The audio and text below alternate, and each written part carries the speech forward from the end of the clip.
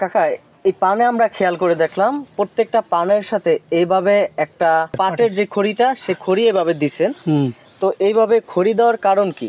এইভাবে খড়ি দেওয়ার কারণ হইলো এই পানটা যত উপর মিল বলবো এই খড়ি দিয়া এই মাঝে মাঝে আবার এর বান দিতে না দিলে ওটা ঝড় তুফানে ভাঙ্গে হালায়, ভাঙ্গে চুরি হালায়।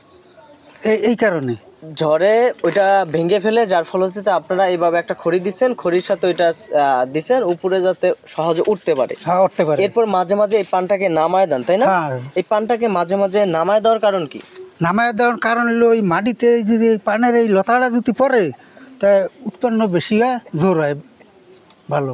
আমরা এরপর সার খৈর ওষুধ এগুলা দেওয়ার চেষ্টা করি। আপনার এই পানে যেভাবে পরিচর্যা করতে হয়, এই পরিচর্যাটা আপনারা কিভাবে করেন?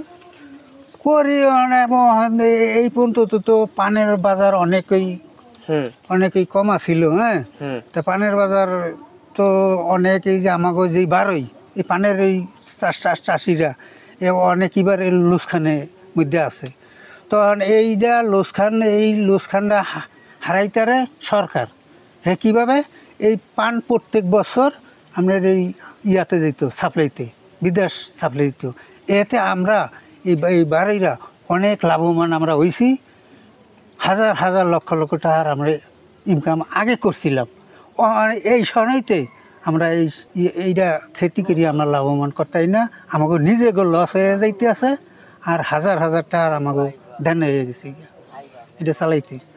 এই পান পাতাটা বিদেশে আমদানি করলে আপনাদের লাভটা ভালো আসে? হ্যাঁ, লাভটা ভালো আসে।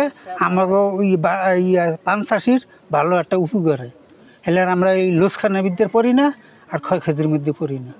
তাই এইটা আমাকে সরকার যদি এইটার উপরে নজর দেয় তা আমাকে পক্ষে পুরো এই পান চাষির উপরে ভালো, কারণ এই নজর আমরা পাইতে আসি না। এবছরের আগে আপনি যে কয় বছর যাবত এই পানের ব্যবসা করতেছেন, তাতে করে আগে পরে ভালো লাভ পাইছেন? ভালো লাভ পাইছি, ভালো। আমাকে এই যে পান চাষিরা ভালো উন্নত আসিল। হাট বাজারে গেলে ভালো পয়সা পাইছি। আর হাট বাজারে এই চাপিল এই গুড়া ফান লিয়ে গেলে বেচতেই পারি না।